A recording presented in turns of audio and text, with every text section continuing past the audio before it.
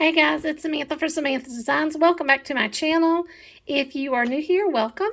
I would hope you will watch this to the end. I hope you'll stick around, comment, like, hit that subscribe button down below. I'd love to have you as part of my subscriber list for sure. Today I am still working on my paper pattern challenge. I am trying to get through this art school paper pad that came with my Spellbinders card club kit. And if you have not been following along, I have lost some of my, not all of it, a lot of my footage. So I've been a little ahead of my pattern paper challenge, videoing ahead, and I lost all of it. So here's the card I made originally for today's pattern paper challenge to myself. It is a fun fold card. I love fun fold cards. They're so much fun.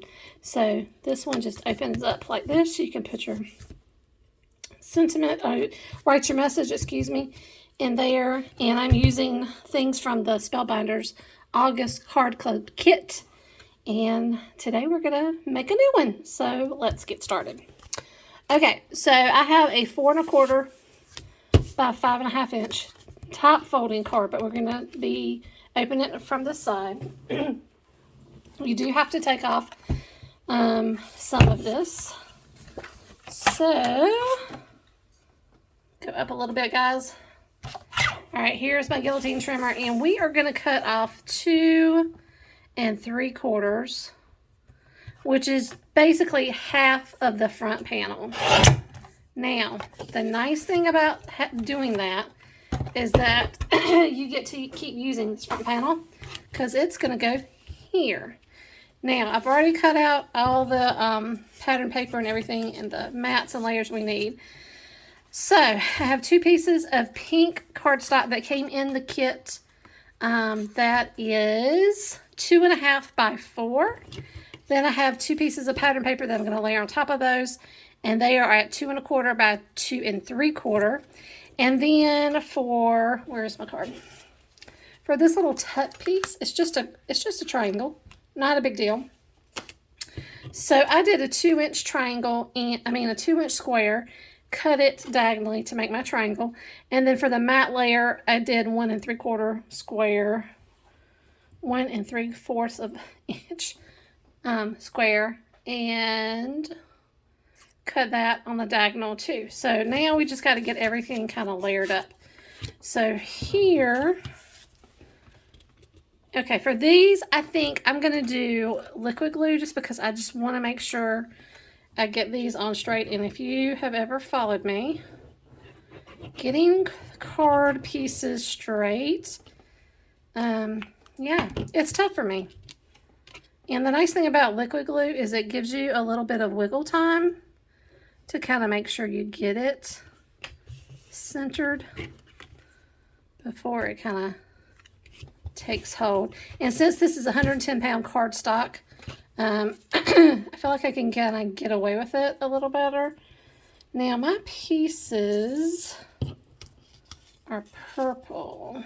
Yeah, that's going to show up fine. Okay, now for this one, I am going to do my tape runner. I always like using liquid glue on paper because it feels like I'm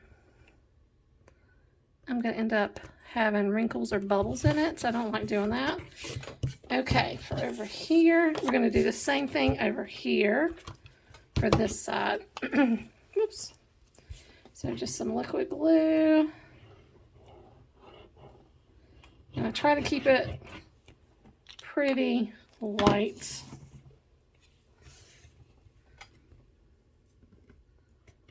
Just like this. Okay, and then for this one, I'm going to use the floral piece because I had this kind of left over.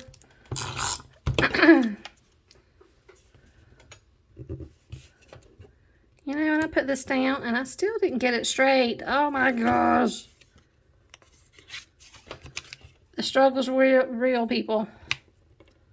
Okay, that's better. Now it's straight. I'm telling you, it is difficult for me. Other people make it look so easy. Now, for these two pieces, I am going to want to just put glue on this side here. You don't need it all the way because then you're going to be gluing your card shut, which would not be cool. Okay, now let's get these two. Where'd it go?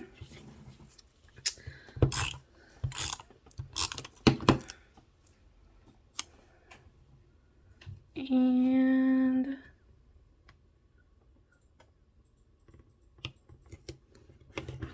that's not exactly straight either, but it's okay.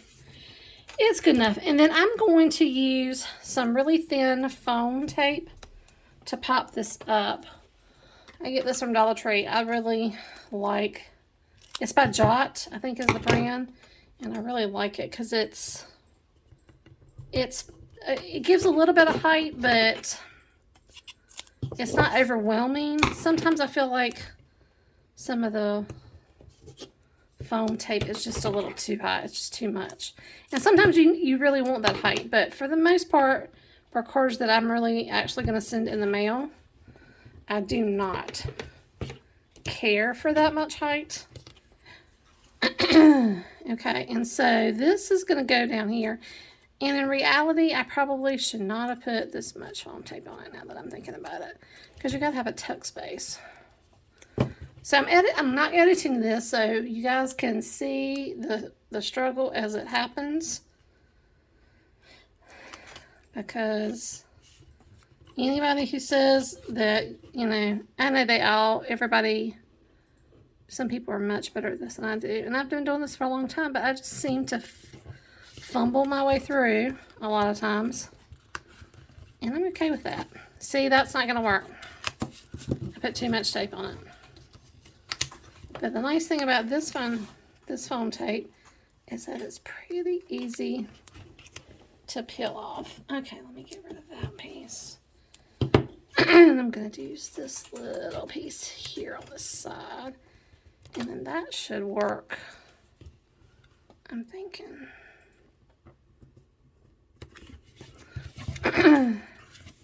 Yep, that works. Okay. All right, so on this card, I picked out some different die cuts from the pack. The sentiment is still the same, the smile, sparkle, and shine, because I think that's so cute. And one of the things I love about this particular kit is it has all these little die cut binder clips. And so it looks like you have clipped that right in place. And I just like that look. I think it's so cool. All right.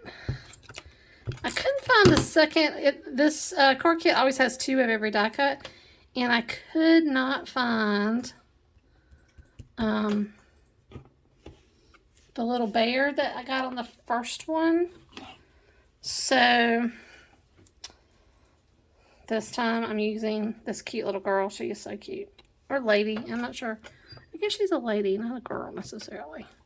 And then I'm using my Nuvo Dream Drops again in the Supernova color. Because this one she doesn't take up as much room as the bear. So I feel like this just needs a little something extra. Is that good? Yeah, I'm good with that. Okay, let's get some of this stuff out of the way. And then here are the 2 cards. The one I made the first go around and the one today. All right, guys. Thank you for stopping by. I hope you will subscribe, give me a like, comment below. Let me know if you like fun fold cards as well. All right.